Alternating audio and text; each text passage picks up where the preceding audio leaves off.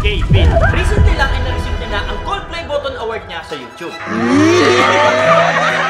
Pero ang napansin ko, mas mataas ang followers nila sa Facebook kumpara sa YouTube. At ang malungkot na part, wala silang marireceive na kahit anong award sa Facebook. Kaya nung last upload, ay kami na mismo ang nag-design na kauna-unahang customized Facebook Play button para sa kanila. Ang tanong, magawa nga kaya namin to in real life? Ano-ano kaya ang mga problema na kakaharapin namin habang ginagawa ito? And lastly, ay kuhain nga kaya ito ni Sir Gavin at pakita nga kaya natin ng tuluyan ang reaction niya.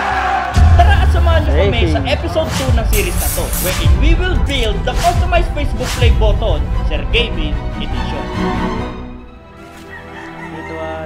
Go! Alright guys, so eto ang aming day 1. So pre, gagawin na natin, di ba? Gagawin na. Okay, so ngayon, para ma-set natin expectation lang, ano una natin gagawin? Mamimili muna tayo. Mamimili na tayo ng materials agad. Agad-agad, mamimili na tayo. Okay. So guys, kasi kung nakita nyo naman, di ba robot nga? So majority ng mga materials natin dyan is mga bakal. Pyesa. Gears, etc. Yun. So wala na marami salita, samahan nyo kami, biyahe na kami. Okay pre, so nandito na tayo, di ba? So junk shop yung pinaka first place to go namin kasi dito mura, di ba? Oo. Saka, yun, from trash to treasure. Yun, from trash to magiging treasure.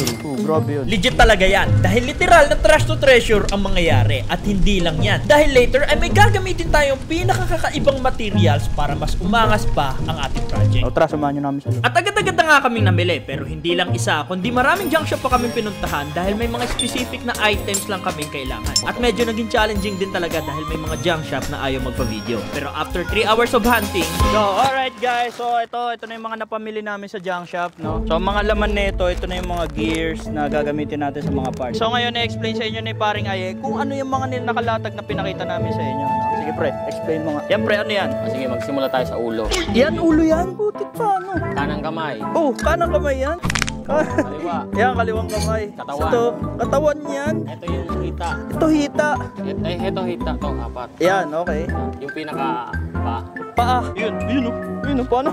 Uy! So ngayon guys, mukha lang yung mukhang parang basura. Parang ano pa. Pero we will do our magic. At ang next magic na natin ay lilinisin na natin ang mga grasa at dumi gamit ang gas. And here's a quick trivia. Alam nyo ba na ang pinakamabisang panlinis pala sa grasa ay ang diesel gasoline? Dahil hindi pwedeng gamitin ang tubig dahil hindi ito nagmimix sa langis. But oil versus gasoline has a very soluble compound na sa Tagalog ay nalulusaw. Alright guys, so ayun, tapos na kami maglinis. Yun yung first process nito. So ngayon pre, ano nang next step? Mag-assemble. Mag-assemble na kami. Tapos i-welding na niya. No pre? So, tara. At agad-agad na nga kami nagsimula. Nag-focus kami makabit ang ulo, kamay at katawan. Pero ang goal namin dito ay matapos ang pinaka-structure ni King Pedro. Pero makalipas ang halos maghapon na pag-grind. Alright guys, so ngayon, that's a wrap for today. So far, ito na yung itsura ni Paring Pedro. Yan!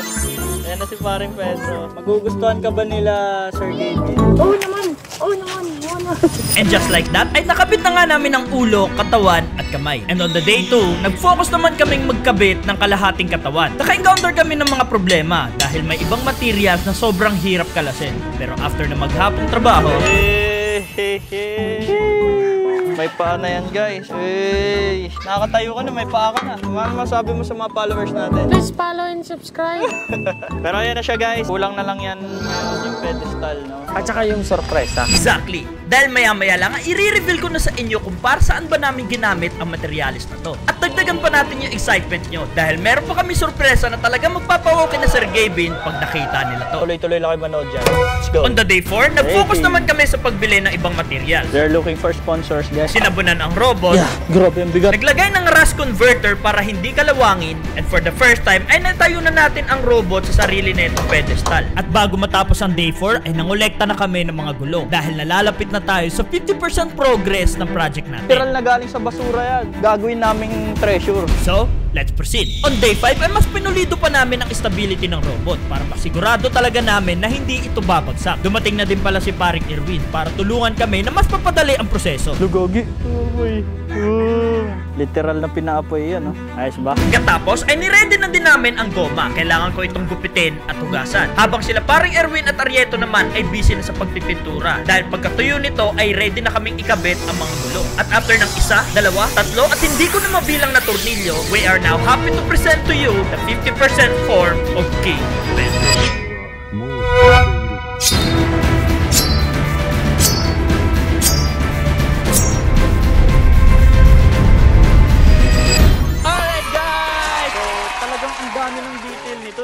ko akalain na ganito yung kakalabasan niya. Grabe, talagang dapat palakpakan natin yung ating lead artist si Arieto. Tsaka comment down below nyo naman dyan, guys. I-comment down below ninyo, ang galing mo, Kuya Arieto. Yan! Okay, so far yan na yun. Wrap up na kami. And kita-kits tayo bukas kung saan ang gagawin naman natin ay Magpipintura.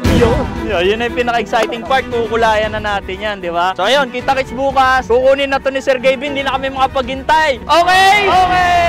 Finally, ay nakita nyo na ang 50% form ni King Pedro. And so far, nakaka 5 minutes na tayo sa video at nakaka day 6 naman sa pagtatrabaho. Everything seems doing fine and well at tila ba walang nangyayaring mga problema. Pero yun ang akala namin. Oh my God! Grabe na stress talaga ako guys kasi pinakpan muna natin si King Pedro kasi guys, umuulan talaga dito ngayon. Ano pre? Umuulan eh. Umuulan. So hindi kasi kami pwede makapag-proceed magpintura kung mababasa dito. So today is day 9, no? Ito na naman, dumating na naman yung ulan, no? Sobrang limited na talaga ng time natin kasi syempre kailangan natin makahabol. Kailangan natin makapunta sa event nitong darating na 25. So here's the quick flashback para makarelate kayo. Dahil few weeks ago, ay nakausap ko si Sir Edmar and he's the president of the Creative Management wherein Sir Gavin has been newly appointed as the Creative Marketing Officer ng company na to. At inofera niya ako na maging talent ang company nila. Very much open na maging talent ka or mag-handle ka ng management kasi good sa man yung mga contents And mo. also, na-invite ako sa darating na event this February 25 kung saan pwede ko daw dalhin ang customized Facebook Play button at doon ipakita kay Sir Gavin. Oo naman, kukunin ni Gaby na lagi naman kami magkausap na kami kanina. I-coordinate ko sa kanya. Hindi talaga biro to pero sana matapos natin at umabot tayo sa deadline. Lapit na eh. Matatapos na namin, unti na lang talaga. Tapos may ganito pa ano. Ayaw naman natin tumatulad sa past project natin gaya ni Miss Ivana na hindi talaga nakuha. So this time around dapat makuha talaga to ni Sir Gavin.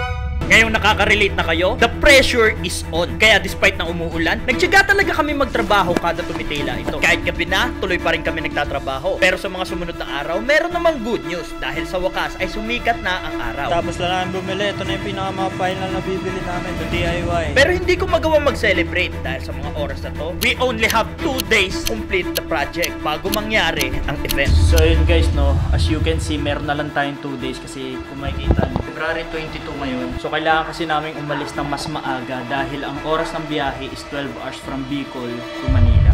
It's never too late.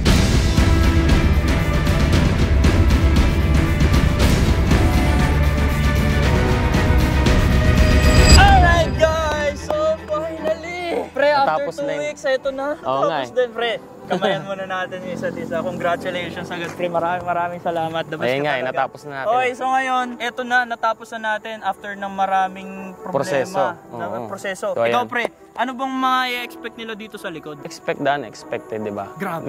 Alam na nila yung layout. Oo, alam Pero na nila. may ano pa tayo, surprise. May sorpresa pa. Meron Kasi yan. mula doon sa layout, parang in-upgrade mo pa Upgraded talaga, pre. yan. So kasi, pre, naipakita na natin sa kanila yung 50%. Yung pa lang yung naka-primer, Progress. tsaka yung goma. Oo nga pala. Ayan, yung pa lang yun. Yung pa lang yung nakita nila. Pero ito, pre, sigurado pag nakita nila to talagang Oh, mapapawaw yan. talagang mapapatag sila sa Kapinpin family, pre. Let's go. Diba? Ayan, okay. So ngayon, pre, hindi na natin patatagalin. Oo nga, I-reveal na natin to. Sige, pre. Okay? In 3, 2, 1.